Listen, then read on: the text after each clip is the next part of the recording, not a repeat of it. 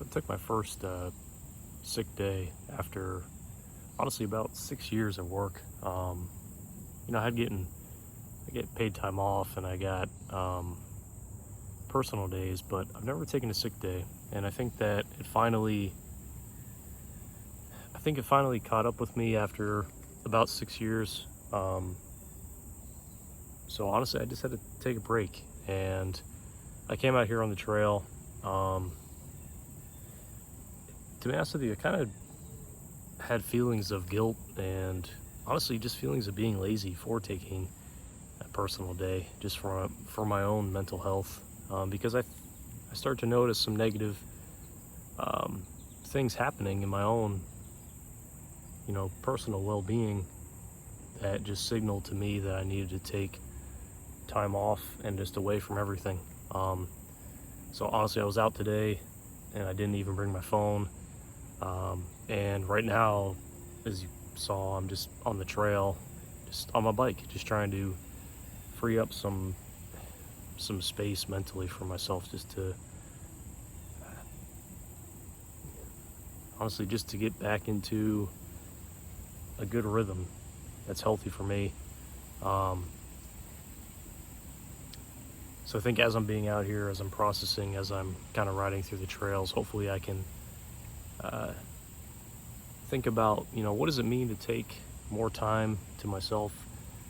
Because I think I used to see it as a pride thing, taking no sick days in 6 years. Um, but looking back on it now, I think it's kind of a silly thing to do, and I should have prioritized taking more time off for myself over these 6 years. Um, but I don't think, to be honest with you, I don't think our culture really values taking time off.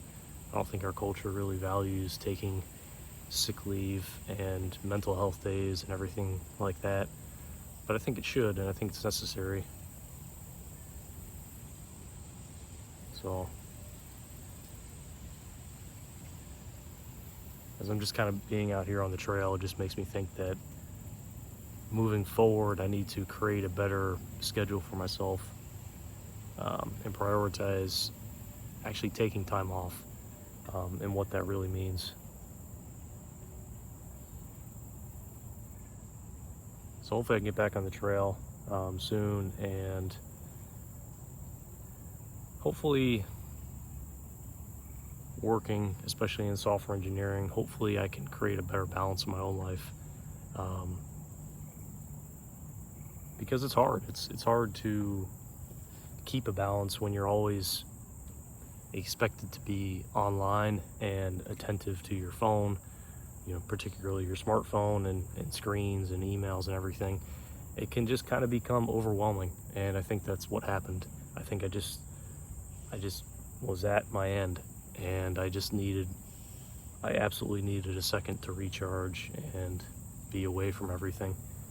Um, I think having a smartphone, I think having uh, basically the requirement to have a smartphone is it can be a burden, and I think that honestly I would like to not have a smartphone, but I am kind of stuck with one because I need it to.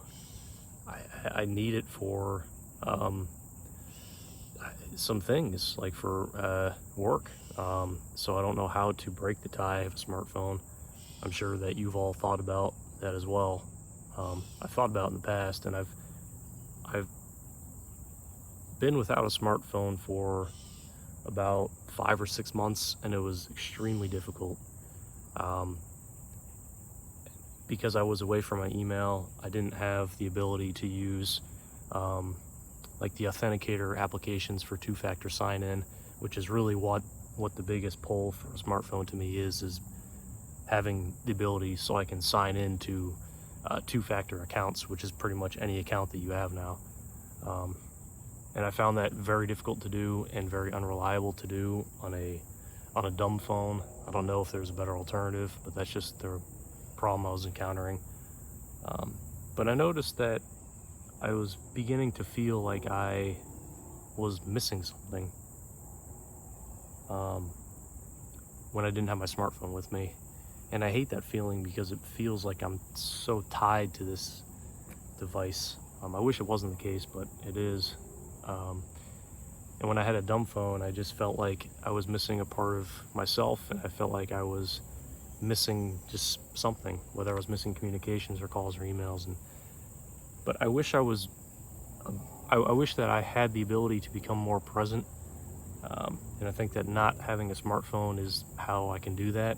So maybe I just have to reevaluate strategies on how to finally abandon the smartphone, but I'm not sure. I'll see. But yeah, I just want to post this, and I'm gonna get back to the trail.